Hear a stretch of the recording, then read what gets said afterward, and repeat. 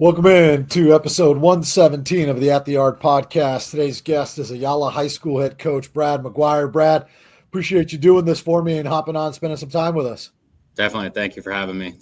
It's an honor. Well, it's kind of a great start right there. I love it. So, kind of a newer coach, a third year at Ayala, going into the third year at Ayala there, spent some time as an assistant coach there. Let's kind of go back to last year real quick. We'll start with that. I mean, it was an up and down season. You guys started in our tournament, went fairly well there with, we had some flashes there. Then kind of was a little up and down. And then, God, dude, you guys got scorching hot there at the end, winning 10 of 12 down the stretch. So, take us through kind of that roller coaster, because we're going to, as we'll get into here in a second, a lot of those dudes are back. All of those dudes are back for you this year. So what are you hoping to get from that experience from last year, carry over to this year? So last year going into it, we knew we were talented, but we were very, very young. I started 3 freshmen, 5 sophomores, and a junior. So we played a very good game against Corona. Yark pitched very well, and that kind of set our tone, and we were kind of excited. Like we knew we were going to have ups and downs, but when that game started, it was a 2-0 game, so we were thinking, this might actually end up clicking a little sooner than later, and obviously that wasn't the case. The maturity factor of it kind of showed, and guys struggled. They saw velocity they haven't seen before. They saw stuff. The high school baseball is a lot different than youth travel ball and everything that they see at that age. So it just took time getting the at-bats, getting the game reps. And, once it clicked, it clicked. So we were excited for it. Definitely went on a run that we won 10 of 12. And it was fun to be a part of. So it went from being one of my most frustrating seasons to start as a coach to probably one of the most rewarding by the time we finished. So it was cool to see. And the fact that we got all 9 of our starters back this year and then 8 of them again next year, we're looking forward to this year and also the future of the program as well. It's funny you mentioned the frustration, because I remember sensing the frustration a little bit early in our tournament with you, and then kind of as we have the rain delays and all that, it's like, dude, like this game over with, right? The last game there. But then I remember checking in with you about midway through, and kind of that frustration was like, well, like we might be okay. And like, is there a moment in the season last year where you could pinpoint where you just said, damn, that's why it started to click? I think it was kind of a little bit of – there was multiple things that happened. We were still trying to find, like, our identity as a team, having kids that were 14, 15 years old playing with kids that were 18, 19 years old. Obviously, they didn't play growing up with each other. There's a big age gap there. And it wasn't like it was just one freshman trying to fit in. It was – we had 4 up on varsity, and then the rest of the starting lineup was pretty much sophomores. So – it was just them trying to find themselves and try to figure out a way to be a team. And I feel like I should have probably done a better job in the fall of getting them to kind of do stuff outside of the field a little bit more. But they started kind of taking initiative together and doing stuff with each other, going out to dinners and all that. I think that definitely helped the team chemistry. And then I know we had multiple talks with the team about, like coming together and playing for one another, because that's the way you're going to be successful in high school. That's the beauty of high school, is it's a team aspect instead of, going and getting yours and showcasing yourself. So we had multiple talks with them. It wasn't clicking. And then our lowest of low was that Canyon game in the, I think it was the Ryan Lemon tournament. That was a bad game, not to get into too much of it, but that was a rough game for us. And we had one more talk with them. And it's like, we're going to go 2 ways. We're either going to go up from here because there's really nowhere else to go, or this season's going to be a wash, and it's going to be how you guys kind of pull together and handle it. Then we pulled Trug aside and we talked to him about, it's tough being a sophomore leader. But he was our guy. So we told everybody we told him that if you want this season to turn around, you kind of have to put a little chip on your shoulder and lead the right way. And guys will follow you. And that's exactly what happened. I think right after that tournament, we came back and I don't know if there was a game in between that and Bonita. We played against Bonita. We beat them, trugged through against them. Bonita's a good squad. They're always a tough game for us to play. And then the thing that was kind of a wow factor for me is Trug was technically R2 last year because of Matthew Yark, our senior that's at New Mexico State. We played Monday, Wednesday, Friday last year, truck through the Monday game. Then going into the Wednesday week, we have Yark going. This is a good time to get momentum. Yark's warming up, and it was literally like 3 minutes before game time. One of his last pitches in the bullpen, he had like a flare up in his wrist from his middle finger. Ended up having like a slightly torn, like I don't even know what it was, to be honest, at this point. But he got shut down right then and there, and we had our Friday guy warming up to throw, or just doing a bullpen to prep for his Friday game, and he ended up having to go in.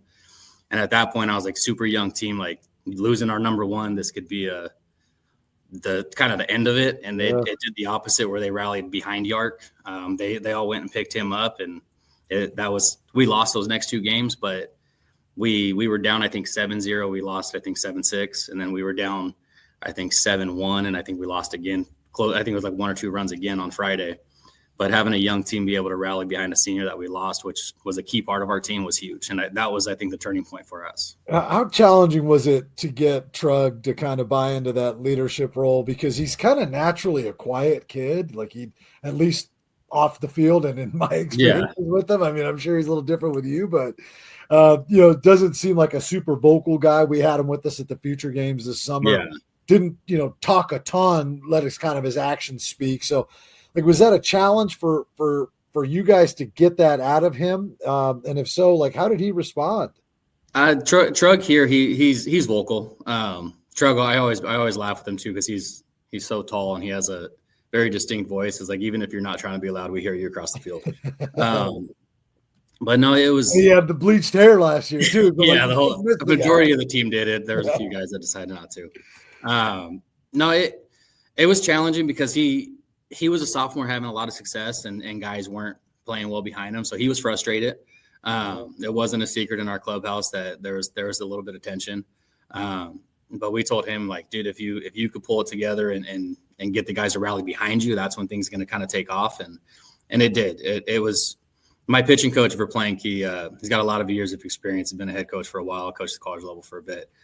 He kind of took Trug under his wing and pulled him aside and had a big conversation with them. And I think Trug pulled, Dylan Wood, Eli, and Eric, our middle infield. He pulled those 4 together and told them, like, it's tough to be taught how to be a leader, but we'll do everything we can to help you guys get there. And they kind of took the reins of it, and we saw a big shift in our clubhouse after that, which was awesome. And then obviously we went on a run after that. Yeah, and that run included a lot of Trug on the mound, who obviously is back for you, back for you this year. But you've got Isaac Hoover's back for you on the mound, kind of your 1-2. Talk to us a little bit more about your pitching rotation. I know you like the talent you have, but it's pretty unproven on the varsity level at this point. Yeah, so Hoove's actually most likely going to slot in our bullpen again. We just felt he does better coming into a game. I think he's kind of like myself. When I pitched in college, and my thing was, like, I was a reliever, and when I got a couple opportunities to start, my whole routine changed. I was more used to just get up, get going, and get in. I think Hoove's kind of in the same way. But he was lights out for us in the pen. And it's kind of just a guy we know we can throw in there. And if he's on, he's stopping a game for us or holding a game wherever we're at. We have a sophomore. He got called up late last year. He threw a couple times in league. It's 𝓼𝓚𝓬𝓪𝓼𝓽. He's an outfielder as well. He swings it, but he's projected to be our number 2. The only issue during the fall, he had a little tightness, so we shut him down. So he's just getting back into it, but he's got electric stuff. The big thing is he knows how to pitch. So inexperienced, but he's very, very composed. He doesn't look like a sophomore on the mound. He looks young, but he doesn't hold himself like a sophomore. Valenzuela for us, our left fielder, he's throwing for us now. He's done really well during the fall, so we're excited about him. And then we have a really unique one, Nolan Schwang. He was on JV last year. He throws from both sides. He's a righty and a lefty. Last year when the kids tried out, he was like 76, 77 from the right side and like 71 from the left side. I'm like, it's cool, but does that play at the varsity level? Came back this year and he's up to 87, 88 from the right, and he's 79 from the left. Wow. But the left, he's still trying to learn like how to like manage going back and forth. I think he's going to be strictly from the right side this year. He's still throwing bullpens for lefty, but it's very, very cool to see. Yeah, so it's just hard on the body to go, like, if you have 3 right-handed hitters in a row and then you have to go lefty, just trying to figure out how to manage that. So we have a lot of. I don't think I missed. Gear. We also have 𝓼𝓸𝓭𝓬𝓪𝓼𝓽. He was on JV last year as a sophomore, and he took like a 7-mile-per-hour jump over the summer too. So we got a lot of good arms that I'm excited for. It's just the varsity experience behind Shrug and Hoover. It's not there, but I do think they'll be fine. You talked about your pitcher there that was a little banged up that you kind of shut down. How do you manage that with, once the season's done, right? Guys are going to go play in the summer. They're going to, play into the fall. Then you get them, and sometimes they're playing with you one weekend. They're playing in this tournament the next weekend. Like, how do you manage that as the head coach and try to, obviously keep your guys as healthy as possible as you head into the season? Yeah, for sure. Like with Trug, we know what we have out of Trug. We knew this was a big summer and a big fall for him with the whole recruitment side of it. We told Trug, like, you don't need to throw for us in the fall. Like, if you want to throw an inning just to stay sharp, if you haven't thrown in a week or two, like in a game, like obviously let's do that. But I think Trug threw a total of 4 innings in the fall. And then most of our other arms, we focus on bullpens. We start playing end of September, early October. We go once a week. Pitchers are going 1 inning. We cap them at 30 pitches and then just try to kind of go workload with it. And then guys that we know have thrown a lot, we tell them we'll work with you at the end of fall or beginning of winter. So like Easton, the one that was a little banged up, he didn't throw his first inner squad up until like 3 weeks ago. Okay. So, but he's a special arm. Yeah. And then, all right, well, it sounds like you're getting out of class there, so that's good. No, we're good. I'm on prep. I'm on prep. That's good. All right, so we talked about the pitchers. Let's talk about the position guys because starting 9's all back. And, I mean, it's rare when you can make a run like you guys made a run in the postseason semifinals, correct? Yeah. Semifinal run in the postseason, and then you bring all 9 of those guys back. And by the looks of it, you're probably going to bring at the very least 8 of those guys back next year, which, bodes really well for your program. So take us through, obviously, Trug. Obviously, we talked about him on the pitching side, an offensive guy. 𝓼𝓸𝓭𝓬𝓪𝓼𝓽, who I think is one of the best shortstops in your area, if not the entire SoCal area. Eric Hernandez, a really good infielder for you. So take us through kind of what the offense is going to look like for you guys as you get things going here in this weekend, I would assume. Yeah. So we're doing a little MLK tournament with Sunny Hills is putting on, so it'll be fun. The lineup's going to be a little different this year. It looks like it's going to be about the same starting 9, but we're going to move a few guys around a little bit. We're moving Valenzuela up to the leadoff spot. We focused on that during the fall, and the guy runs a 6'6", 6'7". He didn't play football this year, and as much as a 2-sport athlete is awesome, for someone like him, I think it did help him a little bit. So he was able to get the at-bats that he normally doesn't get at this time of year. And he's kind of flourished in that role. He's getting on base a high amount, and he runs into balls too, which is kind of cool to have in the leadoff. And then we're actually moving Trug up to the 2, try to get him more at-bats out of the 3 or 4 that we had him in. I think the big thing is, like, offensively was obviously our weak point last year just because we were so young. And it's now just being a year older, they're stronger. Our sophomores are starting to get their little man muscles, and the freshmen are starting to get there from last year. So they're just getting stronger, and that's definitely playing. Like, balls that were little flares are now going into gaps. And offensively, we've been a lot better in the fall, which was awesome to see because now we don't have to rely on our pitchers only giving up 2 or 3. Now we can go out and score 4 or 5 in a game. We had one fall game where we scored 12 in an inning against a pretty good team, which was cool to see. So talk to us about the fall a little bit. Sounds like it was pretty successful for you. Obviously scoring about in that particular inning, you scored a bunch of runs, but what's the approach with the fall when it comes to not just playing guys but the scheduling of the fall too, right? I mean, you have so many teams you could potentially play in this area. What's the approach from your end? I'm fairly certain I know it, but when it comes to scheduling games and opponents for your guys to take on in the fall. Yeah. So I do my schedule at the end of the season. So I start just getting it done. So we lock everything in. I did it a lot different this year than I did last year. And last year I looked at it as I knew we were going to be young. And the year before we were young when Trug was a freshman. And I noticed they struggled halfway through the year until they got enough at bats. So last year I was like, we're going to play as much as possible and we're going to do split squads. And I think that's kind of where I messed up last year as a coach is I had like one freshman on one team, one on another, and they weren't meshing. Yeah. And then they still struggled with at bats until halfway through the season anyway. So that didn't matter. So I looked at it this year as I'm going to get our guys together. We're not going to do split squads. Our guys are going to play together. They're going to be around each other as much as possible. We did some cool things this year. I had the boys did a little pancake breakfast at Applebee's, and it paid for us to go out to San Diego where we played Eastlake for a 10-inning game. We got there Friday, played Saturday morning, came home Sunday, did a little team bonding stuff, cornhole stuff. They were playing ping pong, having a good time. So that was cool to see because we got the kids out of like being a teacher on campus. I see them pretty regularly, but I'm a PE teacher, so I don't see them in class. Yeah. But I see them walk around campus. We're with them on the field, but I'm never with them outside of baseball. So it was kind of cool to be able to, me and one of my assistants went to In-N-Out and picked up burgers for the whole team. And it was cool to get out and do a little team bonding stuff like that. We played some good teams in the fall. We try to schedule games that are going to be competitive for us. Most of our games were 10-inning games, and our starters would play the first 5 or 6, and we'd get everyone else in, try to get everyone at bats too, kind of figure out who's going to be a role guy for us, who's going to be a bat off the bench, what guys can throw in leverage situations. So, but we did a lot of that. And then I did my autism tournament this year again. For those that don't know, my son's autistic, so it's something that's there. That's not just like you jumped the gun on me, dude. That's gonna be my next thing, man.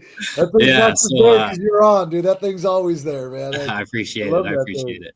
So tell us about that. I mean, tell us about that because I mean, all this other stuff is just stuff, right? Like that actually is really important stuff. So it's cool. That autism tournament, like you touched on it. Your son has autism. Yeah. When you shared this with me, it really moved me, it's just a really cool thing and unique thing that you do there at Ayala. Yeah. So last year I did like a little round robin with it. It was us, Arcadia, and South Hills. I played for Murphy over at Northview when he was there. So Murph's always been kind of somebody that I've talked to when I started getting my coaching career going. He's always someone I look for with advice and stuff. And so when he found out my son was autistic, he was actually the one that kind of brought it up to me. So it was cool last year doing a little round robin. We had somebody that was on the spectrum come out to each game. Our special ed department got behind it. So we had someone that was on the spectrum throughout the first pitch of each game, which was really cool. Wilson is a big, Wilson's a big backer of autism with their Autism Speaks. We do everything through Wilson at the school. And honestly, the reason why I do that is because I know they have that backing with autism. So I'll always do Wilson. So all of our gear and everything's Wilson or EvoShield. So they donated 3 Autism Speaks gloves last year, and Autism Speaks Meta, and then 2 wood bats we were able to raffle off. And everything we did, like the tournament fee and all that, we donated straight back to Autism Speaks for my son's walk, which was cool. This year we turned it into an actual tournament. We had 8 teams. It was us, Chino, Arcadia, South Hills, Kaiser, Altaloma, Rancho, and Sunny Hills. So we had us 8. We hosted the Saturday and Monday. Chino, same thing, and then South Hills and Altaloma hosted the Sundays for us because our district won't let us do anything on Sunday. But it was cool. We raised, I think, just under $2,000 that we were able to donate over. I didn't do as good of a job trying to get it out this year just because found out my wife was pregnant. And that's when we bought a house at the same time. It was a lot going on. But the goal next year is to get it up to 16 teams or more and really just spread awareness and try to bring the baseball community in with the autism community. Cause I never really knew much about it until I found out my son was on the spectrum. He's high functioning. He's very verbal, but there's definitely the little quirks and stuff that he has, and kind of learning that no matter what, like they're all different and their mind work in crazy ways where it's like, it's cool to see, dude. Like I wouldn't have it any other way, but trying to bring the two worlds together, because baseball's been my whole life. And then obviously kids are your life when they happen. So bringing that together was awesome. Yeah. And I'm glad you talked about that. I'm glad you brought that up because I think it's one of the coolest things. And, obviously I think once people realize what the cause is for, right, I think they're going to jump on, and getting that thing from 8 to 16 is going to be a piece of work for you, a piece of cake for you. Cool thing is Jimmy at La Mirada did one too. I think one of his assistant son is on the spectrum as well. Okay. Because when we've played him, we've always kind of talked about doing something together. So he did one this year too. So I think I'm going to reach out to him and we're going to try to get it to be as big as possible. Yeah, that's sweet. That's a sweet new facility over there too. Yeah, I can't wait to be out there. Yeah. So that kind of took you up through your fall, right? Yeah. You're expecting a baby here any day, like you told me before we started. But you're also expecting, right, MLK this weekend. Yeah. The kind of the unofficial kickoff to the high school season. So what is, again, you guys made a run to the semis, kind of unexpected, right? Does that change the expectation for this year, having everybody back that made a run to an unexpected run to the semifinals? Does that change your expectations going into this year, where it's like, hey, like we showed last year we can do it when nobody thought, even maybe some of us on our team thought we couldn't do it. Yeah, for sure. So what's the vibe going into the spring and kind of the expectation from you? Looking at it last year, like we knew we were talented. We knew we had guys like Cody behind the dish is, I think, one of the best catchers in the area, and him being a freshman was impressive. But also we know the freshman catcher replacing Marcus Galvan from the year before was going to be tough. We knew we had the pieces to make a run, but we just didn't know if it was going to happen. Like realistically, we thought this would be the year that we make a run and make a little noise, and the next year would be the year where it's like, Ayala's loaded. The fact that it kind of jump started a little bit, the expectation with the guys, like they all want to win a ring. I keep preaching to them that we got to win leagues. That's something that Ayala hasn't done much of. I think we only have 5 league titles in our school history. So my big thing is win league, and then that starts a new season. So the guys have the goal of winning CIF, but it's also we want to get a league title and try to make our banner in the gym look a little better than what it does. But yeah, the expectations are high. They all want it. They're working hard. They're meshing. So we're excited for the year. Well, it's not an easy start, right? I mean, you got Corona kind of defending national champs right out the gate. And we got Osos first, and Travis does a good job over there. Right. That's going to be a tough game there. DK's got that program trending in the right direction, no doubt, right? And then you got Corona. Then I'm not certain beyond that. Will you open up with? You mentioned Bonita. You're in the big spring break tournament again here, and it's like you're definitely challenging your guys for sure out of conference, right? And I think that's kind of been your plan all along, right? Yeah. I look at it as like if our guys want to be a big dog school, they got to play a big dog schedule, and that's something that we've done. When Vogt was the head coach here, he always played the best schedule we can get, and I learned a lot from Chris. Chris is an awesome dude, and I'm fortunate that I was able to take over the program when he went off to Sunny Hills. But that's something we've just continued is we want to play a big schedule. We got big name guys, and I think the best way to challenge them is to play the best in the country. And we opened up with the number 1 team in the country 2 years in a row, and this year we have them second game of the season. So it's fun. I told Jimmy, I was like, thanks, dude. You gave me Corona once again. Yeah. Well, no, we're excited for it. It's going to be cool to see. Sorry about the previous 2 years. Yeah, no, it's all good. It's all good. Yeah, well, right. It's like you say, though, right? I mean, if and it's like this prevailing attitude from a lot of coaches I talk to, right? Like we want to win. Like we want to be the best. So that's why we schedule everybody in the fall and the winter and, out of conference, because now, especially with the way the new playoff rankings are going to come out, you can't shy away from having a good schedule and expect to be a decent seed in the postseason anymore. Yeah, I'm really curious to see how that plays out. I have no idea. Yeah, Jimmy gave me some insight when I went and saw them this past weekend, and it's a little confusing from the outside looking in, absolutely. But I think it's going to be good for the game. Yeah.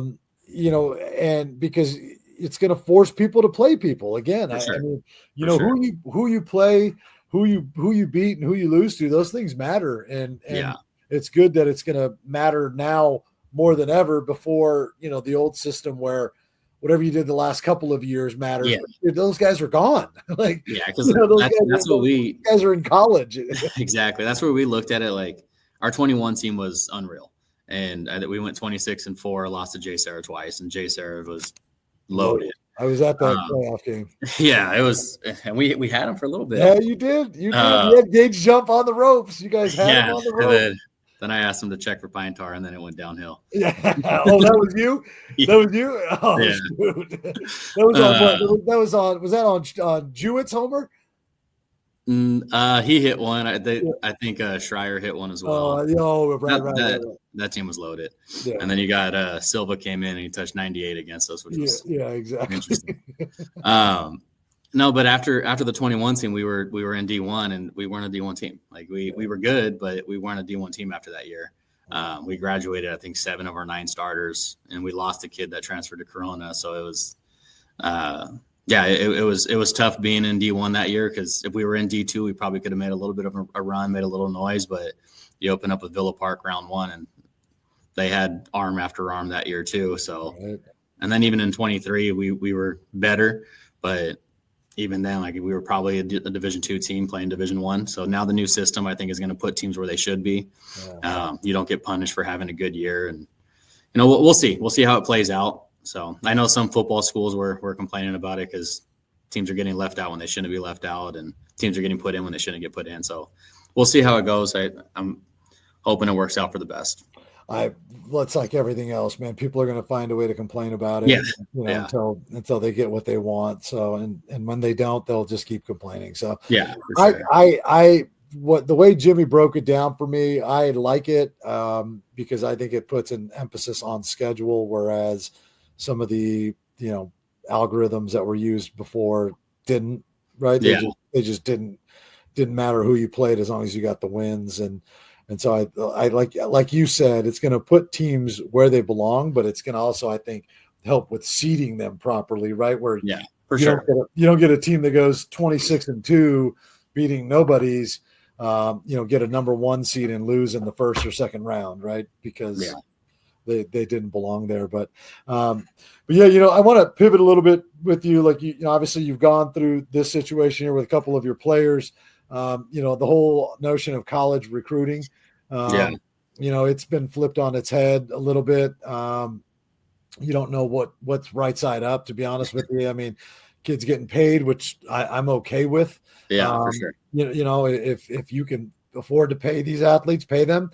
Some of the other stuff I'm not okay with. I'm just curious, like, your experiences, your thoughts on this. Obviously you have a number of athletes who are currently recruited, and a couple in the 27 and 28 class, Jonah Boyd, who we didn't talk about much today, who I think are going to be in that position, moving forward. And so just kind of your general thoughts on the state of recruiting right now.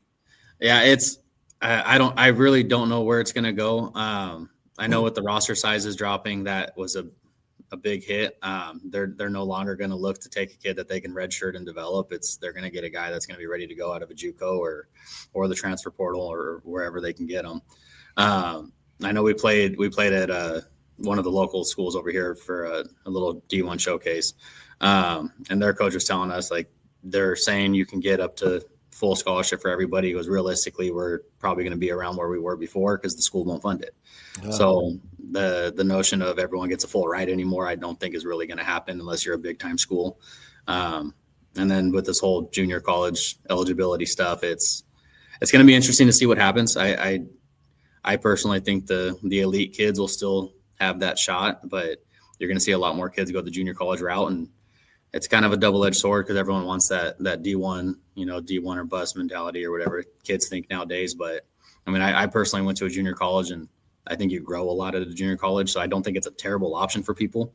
But it's definitely going to change the whole recruiting aspect. And, kids are going to have to be open-minded to every possibility possible. So it's going to be interesting. Well, I think that's the biggest thing, right? Just having an open mind, right? Yeah. And like I did a podcast with a couple of coaches here recently where it's like, dude, everybody's journey is different, right? Like not everybody's going to go SEC to the big leagues, right? Yeah. Some guys go JUCO, they go D2, then they go to a bigger program, then they go, right? It's like, like just keep going somewhere where you can play and get on the field and get the experience you need, right? And then let the kids fall where they may. I mean, it's nuts. I think that whole D1 or bust mentality is I mean, that's a thing of the past for high school kids nowadays. For sure. Right? I mean, the JUCO route is it's affordable if you're a kid from California, right? It's free. Graduate high school, go to school full time. It's free. For sure. And the limitless hours you get to develop versus going to a D1 school. I just think there's so many advantages to a JUCO route.